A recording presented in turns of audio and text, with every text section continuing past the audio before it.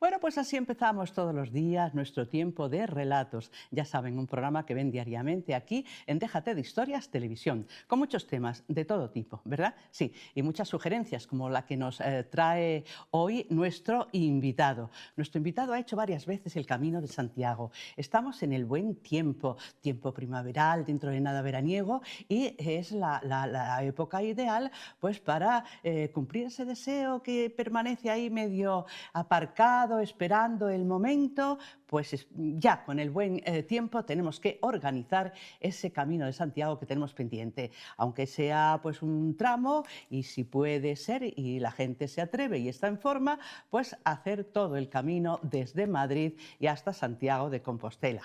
Nuestro invitado es el vocal de la Asociación de Amigos del Camino de Santiago de Madrid. Bienvenido, Antonio Álvarez. Ya te conocemos de alguna otra ocasión, ¿verdad? Y estás de acuerdo conmigo que ahora, en el buen tiempo, pues menos dificultades, en fin, más placentero ese camino largo de kilómetros y kilómetros, ¿no? Bien hallada, Julia, gracias por la invitación una vez más. Es una época buena.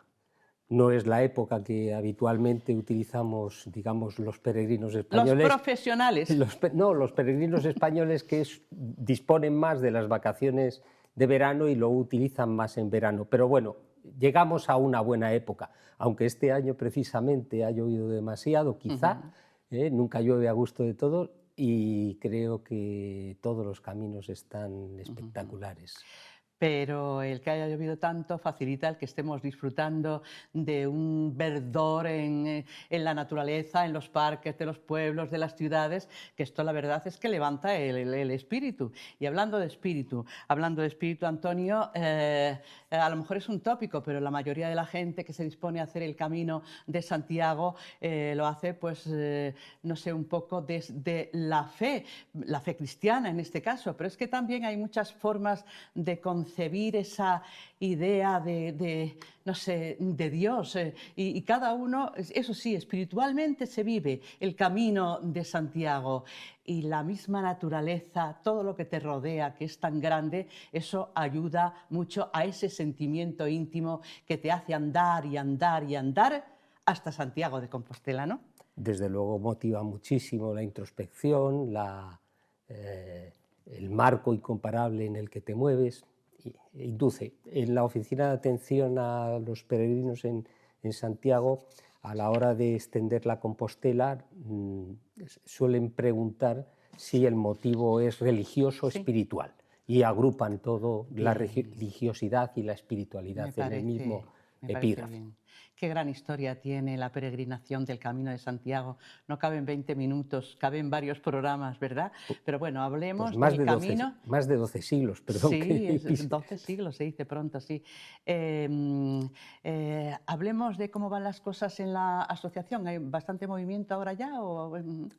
Se nota, Sí, se nota. en estas épocas se nota la afluencia de mayor número de personas que vienen a solicitar su correspondiente credencial. La credencial Sí, es, por utilizar una expresión, el pasaporte del peregrino, sí, identifica al peregrino sí. y le permite utilizar los recursos de los albergues de la red pública. Ya.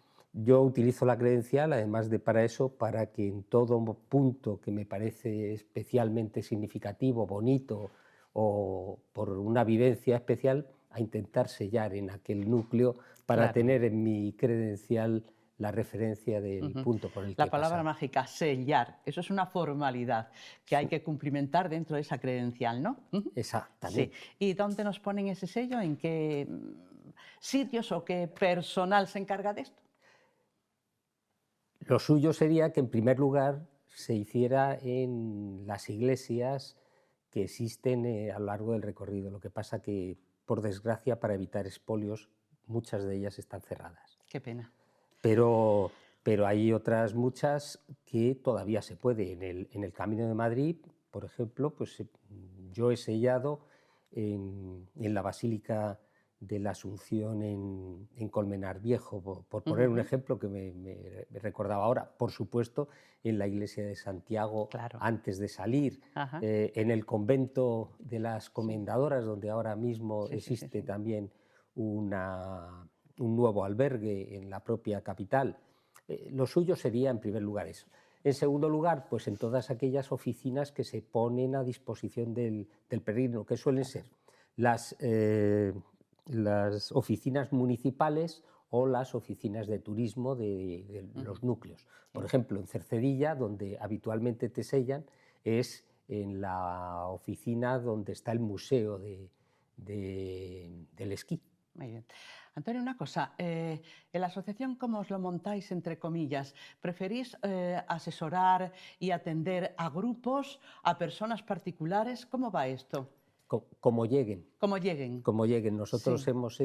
hacemos Sí. información individualizada. Ajá. Normalmente el peregrino, aunque ya todo está prácticamente publicado y accesible en Internet, Sí. el peregrino que acude por primera vez, que va a hacerlo por primera vez, prefiere que no se lo cuente un papel o que no se lo cuente una web, sino que se lo cuente alguien que lo ha hecho previamente. Entonces, para eso estamos.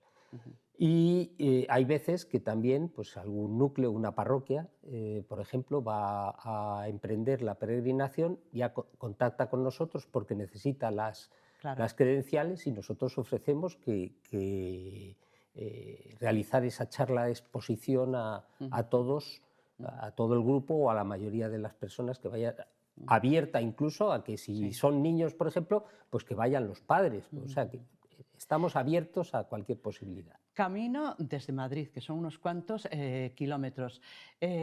Bueno, para los madrileños, para la gente que vive en los alrededores, ¿verdad? Es un buen punto de partida. Y también para esa gente que decide venir a Madrid, a la capital de la Villa y Corte, a pasar unos días, a disfrutar de todo lo que ofrece Madrid. Pero después, como les quedan vacaciones y ya vienen entrenados para el camino, ya vienen con la idea de, aunque solo sea un tramo, partir de Madrid. Y ahí es donde tienes que empezar a explicarnos ya el itinerario y con los paisajes, templos, ermitas, lugares donde nos vamos a encontrar y hay que hacer parada, si no parada y fonda, que también parada para la foto. Vamos a ver, casi empiezo por el final. Sí. No hay etapas estándares. No.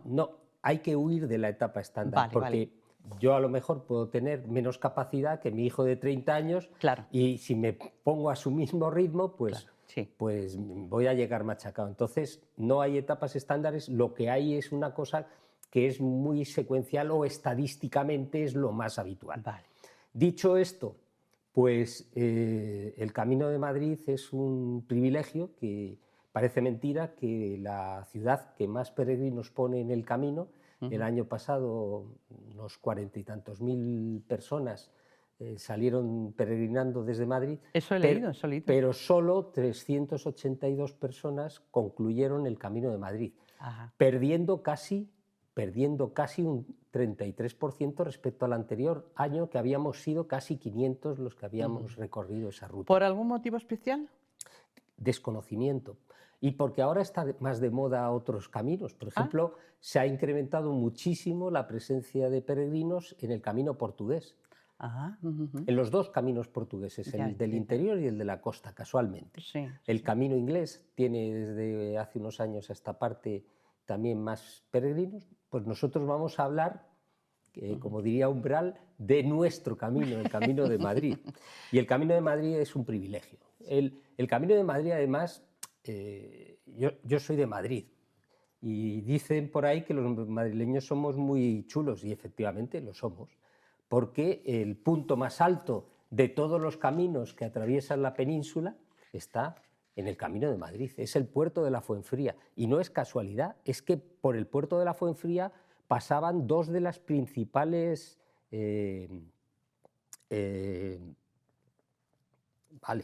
no me sale la palabra. Rutas, calzadas. Calzadas romanas. La 24 y la 26 del itinerario antonino pasaban por el puerto de la Fuenfría y cruzaban, una desde Mérida a Zaragoza y la otra desde Titulcia hasta Simancas. Y pasaban por el puerto de la Fuenfría. Y esa misma ruta es la que secularmente los segadores gallegos que venían a la entonces Castilla la Nueva a realizar las funciones de segar, seguían ese mismo recorrido. no es interesante. casualidad, es que históricamente se ha ido por ahí. Sí, sí. Luego se abrió el puerto de Navacerrada y ahora los vehículos van por otra carretera, pero el puerto de la Fuenfría sigue siendo el punto más alto y punto importante en nuestro camino. En vuestro camino, pero luego hablando de altura, No, Rozenvalles... el punto más alto de todos los caminos de ¿Sí? Santiago, de todas las rutas ¿Sí? jacobeas, es La Fuenfría. la Fuenfría. Anda, yo creí que era Roncesvalles, fíjate. Hay otro camino, porque en Madrid no solo existe el Camino de Madrid, hay otros caminos, el mendocino, existe el complutense, que quiere también reivindicarse, y el complutense hay una parte de complutenses que quieren vencer y conseguir que su puerto de paso de la Sierra de Guadarrama sea el más elevado. Pero bueno, está todavía... Hasta en esto hay rivalidad. Bueno, No, rivalidad bueno, santa. es cada uno Sí, sí. busca las raíces históricas de Claro. por dónde pasaban esos trayectos. ¿Qué tal si hacemos un pequeño alto en el camino y, como siempre, pedimos a nuestros invitados e invitadas que nos traigan su relato, que para eso el programa se llama Relato? Y, lógicamente, el relato que nos has traído tiene que ver con esta historia de peregrinaje. Mira, aquí tienes la cámara, aquí, y entonces, pues lo que quieras, o improvisas o lees, y dinos qué historia nos vas a contar, el título de la historia. Venga. Yo he titulado el relato Traditio, Traslatio y la barca de piedra. Sí. La tradición jacobea, la Traditio, refiere que uno de los apóstoles más cercanos a Cristo llegó a Hispania para difundir el Evangelio obedeciendo al Maestro. Id por todo el mundo. Es una frase que aparece en todos los Evangelios, o seréis mis testigos hasta los confines de la tierra, que aparece en Hechos de los Apóstoles 1:8. Y hasta aquí regresó para recibir su sepultura, concretamente en Galicia. Al escasear las referencias a Santiago, hace pensar o induce a pensar que estuvo lejos, que más lejos que el Finisterre, y durante bastante tiempo. Para aquella época, estar 10 años, que se calcula que entre el 34 y el 44, pues prácticamente Santiago no estuvo por Jerusalén. Hasta que Hechos 12:2 nos refiere muy sucintamente. Hay otros martirios mucho más explícitos, por ejemplo, el de San Esteban. Nos refiere muy sucintamente que fue decapitado por orden de Herodes Agripa, siendo, como anticipó el propio Jesús, el primero en beber el cáliz. Y la tradición revela que dos discípulos de Santiago, Teodoro y Atanasio, pues recogieran el cadáver para evitarle la ofensa añadida que suponía el no ser enterrado. Para los judíos eso era una ofensa grave, porque era no recibir o no tener la paz eterna. Entonces fueron clandestinamente, recogen el cadáver y huyen hasta la localidad de Jope, Jaffa, que está al borde del mar. Y desde allí, por mar, recorren hasta Iria Flavia, actualmente el término de Padrón, y esto constituye la Traslatio, festividad que la Iglesia Católica celebra cada 30 de diciembre. Quedaría la barca de piedra. La barca de piedra es un elemento feroz, irónicamente atacado por los detractores de la tradición jacobea, pero lo hacen partiendo del desconocimiento absoluto de que la expresión barca de piedra alude no a las características o condiciones del material que está conformado la embarcación, sino a la funcionalidad que ésta desarrolla. Y la funcionalidad era realizar el transporte de minerales. Y Galicia, casualmente, está en la ruta del estaño conocida desde los fenicios, siglo VII, siglo VI a.C., que superaban incluso el Finisterre y llegaban a las islas británicas. En Galicia, en aquella época, se extraían estaño, hierro, esencial para las armas, cobre y oro. Todavía hoy hay sitios donde se busca oro en Galicia. Y en este trayecto, que se viene realizando por rutas comerciales desde el siglo VI o el VII a.C., pues se pudo hacer perfectamente en el siglo I, trasladando los restos del santo patrón. Evidentemente hay muchos más argumentos y personas mucho más eruditas que pueden expresarlo mucho mejor, pero en el tiempo reducido del que contaba para elaborar mi relato, creo que he dado elementos coherentes, comprensibles e iba a decir que hasta confirmatorios de la verosimilitud de la tradición jacobea. Antonio Álvarez, pues me ha resultado interesantísimo, de verdad que sí, de verdad que sí. Bueno, pues en estos 4 minutos escasos que nos quedan, algunos consejos a los que han de hacer el camino por primera vez, ¿verdad? Y bueno, a ver, seguro que ustedes conocen personas que ya lo han hecho, que les cuentan la experiencia, que si la mochila con poco peso, tal, que sean civilizados, que no dejen las basuras por ahí, qué sé yo. Una curiosidad, los albergues han evolucionado hacia una cierta comodidad o no necesariamente impera todavía esa austeridad. Vamos a ver, en los años 90, que algunos de mis hermanos hicieron por primera vez el camino, todavía era habitual que el único suelo del que dispusieran para Dormir. pasar la noche fuese el de algún polideportivo o alguna escuela antigua que estaba desilvanada y puesta allí y que se utilizaba como albergue municipal. Ahora se cuida algo más, se cuida algo más. En los primeros años, desde que se reconoce oficialmente el Camino de Madrid hasta ahora, prácticamente ha cambiado muchísimo. Tenemos prácticamente en las principales localidades hay ya albergue. En Tres Cantos hay albergue, en Manzanares el Real hay albergue, en Matalpino hay albergue, en Cercedilla hay albergue, en Zamarramala, que sí. ya estamos pasando Sí. a Segovia, Sí. estoy hablando un poco Sí. de Antonio, memoria. perdona que te vaya cortando, hombre, que nos quedan tres minutitos. ¿Tenéis trabajos específicos en el camino vosotros desde la asociación o es simplemente la asesoría? Tenéis biblioteca, tenéis, qué sé yo, voluntariado, tenéis de todo un poquito, pero por ejemplo, en la señalización habéis intervenido también, ¿verdad?, durante todos estos años. Todas las cuestiones que Sí. sean ayudar al peregrino, Bien. colaborar con el peregrino. Queda E incluso, definido, no sé si queda se definido. ve, Me esto es encanta. de nuestra guía Y nos has traído y se una, ve sí, sí, a sí. uno de los socios Sí. pintando en su momento las flechas. Sí. La elaboración de la guía, las recomendaciones, formar parte de las personas que atienden en los albergues realizando la acogida y la hospitalidad, los hospitaleros voluntarios. Denunciando alguna pequeña cosa que no, que me imagino que casi no se da, Cuando hay ¿verdad?, muchas problemas. personas, cuando hay Sí. muchas personas en cualquier sitio, Sí. Es fácil que puedan existir roces o problemas, Claro, no, pero se pueden mitigar y se pueden reconducir. Como digo, desde luego el Camino de Madrid es un privilegio, recorrer toda la parte norte, toda la ladera bordeando la Sierra de Guadarrama, atravesando tierra de Pinares en Segovia, atravesando tierra de Campos en Valladolid, incorporarte en la provincia de León, en Sahagún, los Montes Torozos. Es un privilegio hacerlo y Una maravilla.